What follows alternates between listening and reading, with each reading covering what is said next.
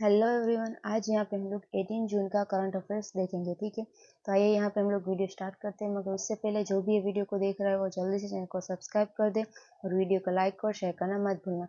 और हाँ, आज से आप लोगों को रीजनिंग और क्वांट के डेली क्लासेस मिलने वाले हैं। ठीक है, तो वो भी देखना मत भूलिएगा। और उसका क्या शेड्यूल होगा उसके ऊपर भी मैंने ऑलरेडी एक शॉर्ट वीडियो डाला है। ठीक है, तो वो आप जरूर से देख लेना। तो यहाँ पे हम लोग देखते हैं।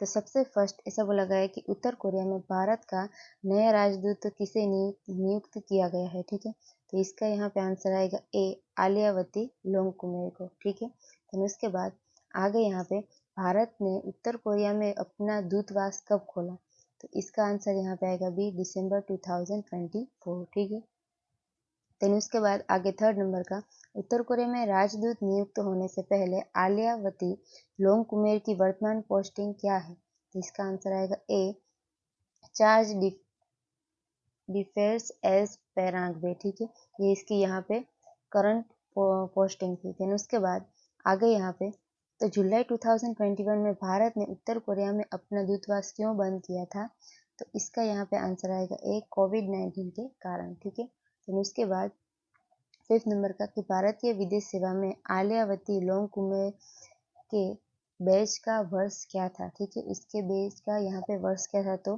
2008 था। ठीक है, उसके बाद भारत में यूनिफाइड पेमेंट्स इंटरफेस लेन देन कब काफ़ी तेज हो जाएगा। ठीक है, यानी कि यूपीआई का लेन देन जो है वो सबसे तेज कब होगा, तो यहाँ पे उसका आंसर आएगा जून 16 2025। ठीक है, फिर उसके बाद आगे यहाँ पे हम लोग देखेंगे। तो भारतीय राष्ट्रीय भुगतान निगम द्वारा भुगतान संबंधित प्रक्रियाओं के लिए निर्धारित किया गया समय सीमा क्या है। ठीक है, उसकी समय सीमा क्या है, तो इसका यहाँ पे आंसर आएगा बी, 10 to 15 सेकेंड्स। ठीक है, ये यहाँ पे निर्धारित किया गया समय है। फिर उसके बाद एनपीसीए द्वारा भुगतान संबंधित प्रक्रियाओं को 10 से 15 सेकंड के भीतर पूरा करने के कदम का प्राथमिक लक्ष्य क्या है। ठीक है, उसका प्राइम गोल क्या है, तो इसका आंसर यहाँ पे आएगा बी, यानी कि उपयोगकर्ता अनुभव को बेहतर बनाना, लेन देन विफलताओं को कम करना और डिजिटल भुगतान में विश्वास को बढ़ावा देना। ठीक है, ये इसका यहाँ पे प्राइम गोल है। देन उसके बाद आगे यहाँ पे पूरे भारत में यूपीआई का उपयोग का वर्तमान रुझान क्या है, तो इसका आंसर यहाँ पे आएगा सी, यानी कि रिकॉर्ड हाई है। ठीक है, देन उसके बाद अंतर्राष्ट्रीय पारिवारिक धन प्रेषण दिवस का इस साल कब मनाया जाता है। ठीक है, यानी कि IDFR कब सेलिब्रेशन यहाँ पे उसका किया गया है। ठीक है, तो उसका आंसर यहाँ पे आएगा बी, जून 16। ठीक है, देन उसके बाद आगे यहाँ पे कि 2025 में अंतर्राष्ट्रीय पारिवारिक धन प्रेषण दिवस का विषय क्या है। ठीक है, यानी कि उसका यहाँ पे थीम कौन सा होने वाला है, तो यहाँ पे आंसर आएगा ए, विकास के लिए धन प्रेषण। ठीक है, देन उसके बाद आगे यहाँ पे 2025 में अंतर्राष्ट्रीय पारिवारिक धन प्रेषण दिवस की थीम के अनुसार धन प्रेषण प्रवाह का भूमिका निभाएगा। ठीक है, उसका रोल यहाँ पे क्या होगा, इसका आंसर आएगा ए, यानी कि सतत विकास लक्ष्यों को प्राप्त करने में अभिन्न भूमिका नहीं। ठीक है, ये इसका आंसर आएगा। देन उसके बाद आगे यहाँ पे, तो सतत विकास लक्ष्यों को प्राप्त करने में धन प्रेषण प्रवाह में लाभान्वित होने वाले देशों के विशेष रूप में उल्लेख किया गया है। ठीक है, तो यहाँ पे कौन से देशों का यहाँ पे उल्लेख किया गया है, तो इसका आंसर यहाँ पे आएगा बी, यानी कि निम्न और मध्यम आय वाले देश। ठीक है, देन उसके बाद दुनिया भर में लाखों परिवारों के लिए धन प्रेषण का क्या महत्व है। ठीक है, इसका इम्पोर्टेंस क्या है, तो इसका आंसर यहाँ पे आएगा बी, यानी कि वे आय का एक महत्वपूर्ण स्रोत है। ठीक है, ये इसका आंसर आएगा। देन उसके बाद 2024 में भारत को किन देश से रिकॉर्ड तोड़ धन प्रेषण प्राप्त हुआ था। ठीक है, कौन से देश का रिकॉर्ड यहाँ पे तोड़ा गया था, तो इसका आंसर आएगा ए, यानी कि यूएई, अमेरिका, सऊदी अरब और यूके। ठीक है, ये इसका आंसर आएगा। फिर उसके बाद आर्थिक रूप में कमजोर क्षेत्रों में धन प्रेषण निधि के प्राथमिक उपयोग क्या है, उसका यहाँ पे प्राइमरी यूज क्या दिया गया है, तो इसका आंसर आएगा ए, यानी कि शिक्षा, स्वास्थ्य सेवा, आवास और छोटे व्यवसाय। ठीक है, देन उसके बाद आगे यहाँ पे इस वर्ष के विकास के वित्त पोषण हेतु धन प्रेषण का विषय क्या है। ठीक है, यानी कि उसका यहाँ पे थीम कौन सा है, तो इसका आंसर आएगा बी, यानी कि विकास को वित्त पोषण करने वाले धन प्रेषण। ठीक है, यानी कि ये इसका थीम रहेगा। देन उसके बाद सतत विकास लक्ष्य कितने हैं। ठीक है, यानी कि कंटिन्यूसली यहाँ पे डेवलपमेंट, सस्टेनेबल डेवलपमेंट गोल कितने हैं, इसका आंसर आएगा यहाँ पे सी, 17 है। ठीक है, देन उसके बाद लेन देन की लागत को कम करने के औपचारिक हस्तांतरण चैनलों को प्रोत्साहित करने में और प्रवासियों और उनके परिवारों के लिए वित्तीय समावेशन को बढ़ावा देने के लिए उपायों को लागू करने वाले के लिए किससे प्रोत्साहित किया जाता है। ठीक है, तो यहाँ पे किसको यहाँ इंकरेज किया जाएगा, तो इसका आंसर यहाँ पे आएगा डी, यानी कि जिनमें हितधारक, जिनमें सरकारें, वित्तीय संस्थाओं और विकास एजेंसियों शामिल है वो। ठीक है, देन उसके बाद आगे यहाँ पे IDFR की जड़ें कब से है, तो इसका आंसर आएगा यहाँ पे बी, जून 16, 2008 से। ठीक है, देन उसके बाद आगे यहाँ पे IDFR पहल को किसने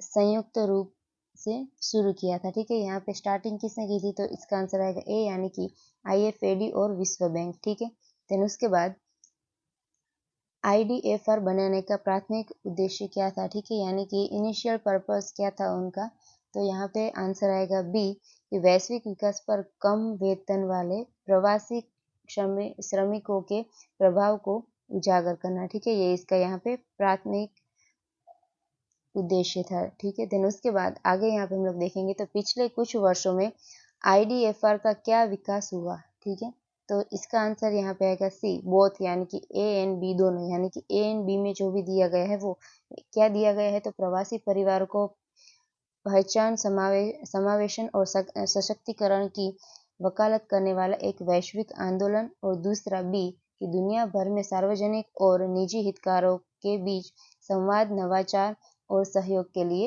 एक मंच। ठीक है, तो उसके बाद आगे यहाँ पे IDFR दुनिया भर में किस तरह की भागीदारी प्राप्त करता है। ठीक है, यानी कि वो किस तरह की भागीदारी यहाँ पे प्राप्त करता है, तो इसका आंसर यहाँ पे आएगा सी, कि सार्वजनिक और निजी दोनों हितधारक के लिए। ठीक है, तो उसके बाद विश्व मरुस्थलीकरण और सूखे से निपटने का दिवस प्रतिवर्ष कब मनाया जाता है। ठीक है, तो इसका आंसर आएगा यहाँ पे बी, 17 जून को। ठीक है, देन उसके बाद आगे यहाँ पे विश्व मरुस्थलीकरण और सूखे से निपटने के दिवस का प्राथमिक उद्देश्य क्या है, उसका फर्स्ट गोल यानी कि प्राइमरी पर्पस यहाँ पे क्या होगा, तो इसका आंसर आएगा बी, कि स्थायी भूमि प्रबंध को बढ़ावा देना और भूमि संरक्षण को संबोधित करना। ठीक है, देन उसके बाद आगे यहाँ पे है कि किस देश ने विश्व मरुस्थलीकरण एवं सूखा निवारण दिवस की स्थापना की है। ठीक है, तो इसका आंसर आएगा यहाँ पे बी, संयुक्त राष्ट्र महासभा ने। ठीक है, देन उसके बाद आगे यहाँ पे विश्व मरुस्थलीकरण एवं सूखा निवारण दिवस की स्थापना किस वर्ष हुई थी। ठीक है, कौन से साल हुई थी, तो यहाँ पे इसका आंसर आएगा बी, 1994। ठीक है, देन उसके बाद आगे यहाँ पे किस सम्मेलन के परिणाम स्वरूप विश्व मरुस्थलीकरण एवं सूखा निवारण दिवस की स्थापना हुई। ठीक है, तो इसका आंसर यहाँ पे आएगा बी, यानी कि मरुस्थलीकरण से निपटने के लिए संयुक्त राष्ट्र सम्मेलन। ठीक है, यानी कि UNCCD। देन उसके बाद आगे यहाँ पे 1992 के रियो अर्थ समिट में सतत विकास के लिए मुख्य खतरों के रूप में क्या पहचाना गया था। ठीक है, तो इसका आंसर यहाँ पे आएगा इसका आंसर यहाँ पे डी नहीं ए आएगा। ठीक है, कि मरुस्थलीकरण, जलवायु परिवर्तन और जैव विविधता का नुकसान हो रहा है। ठीक है, देन उसके बाद आगे यहाँ पे भूमि संरक्षण के संदर्भ में 17 जून को क्या महत्व है। ठीक है, तो इसका आंसर यहाँ पे आएगा बी, यानी कि इसका उद्देश्य मरुस्थलीकरण और सूखे से निपटने के लिए जागरूकता बढ़ाना और सहयोगात्मक समाधान निकालना है। ठीक है, फिर उसके बाद आगे यहाँ पे कि प्रतिवर्ष क्षरित होने वाले भूमि का समतुल्य आकार क्या है, तो इसका आंसर बी आएगा, द साइज ऑफ इजिप्ट। ठीक है, ये इसका यहाँ पे साइज होगा। देन उसके बाद आगे यहाँ पे खाद्य सुरक्षा, आर्थिक स्थिरता और जलवायु लचीलेपन के लिए क्या आधारभूत है। ठीक है, यहाँ पे क्या इसका आधारभूत होगा, तो इसका आंसर यहाँ पे आएगा सी, हेल्दी लैंड। ठीक है, यानी कि स्वस्थ भूमि। देन उसके बाद आगे यहाँ पे कि भारत के संदर्भ में चर्चा का मुख्य मुद्दा क्या है। ठीक है, चर्चा का मुख्य मुद्दा क्या है, तो इसका आंसर यहाँ पे आएगा बी, यानी कि भूमि पुनरुद्धार। ठीक है, ये इसका यहाँ पे राइट आंसर हो जाएगा। फिर से जो भी ये वीडियो को देख रहा है वो जल्दी से चैनल को सब्सक्राइब कर दे और वीडियो को लाइक और शेयर करना मत भूलना।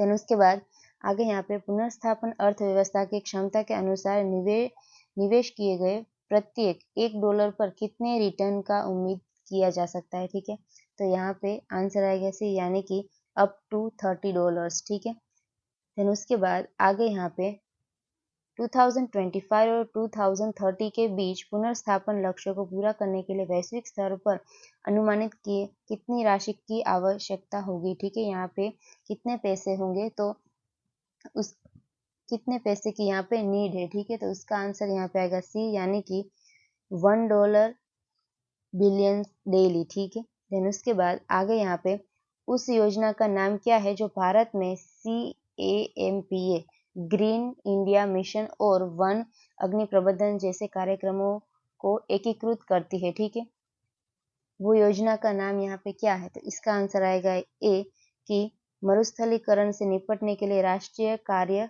योजना। ठीक है, यानी कि NAPCD। ठीक है, NAPCD, ये आप लोगों को याद रखना होगा, 2023। ठीक है, देन उसके बाद आगे यहाँ पे हम लोग देखेंगे तो हॉकी इंडिया मास्टर्स कप का उद्घाटन संस्करण कहाँ आयोजित किया गया था। ठीक है, तो इसका आंसर यहाँ पे आएगा बी, चेन्नई में आयोजित किया गया था। ठीक है, देन उसके बाद ये आज का यहाँ पे लास्ट क्वेश्चन होगा। ठीक है, हॉकी इंडिया मास्टर्स कप कब होगा। ठीक है, यानी कि वो कब होने वाला है, तो इसका आंसर आएगा यहाँ पे बी, जून 18 to 27, 2025। ठीक है, यानी कि जून 18 से लेकर 27 के बीच होने वाला है। ठीक है, तो यहाँ पे आज का लेक्चर्स कंप्लीट होता है। तो जो भी वीडियो को देख रहा है वो चैनल को सब्सक्राइब करना मत भूलना, और हाँ, वीडियो अगर अच्छा लगा हो तो एक अच्छा सा कमेंट जरूर कर देना। ठीक है, थैंक यू ऑल।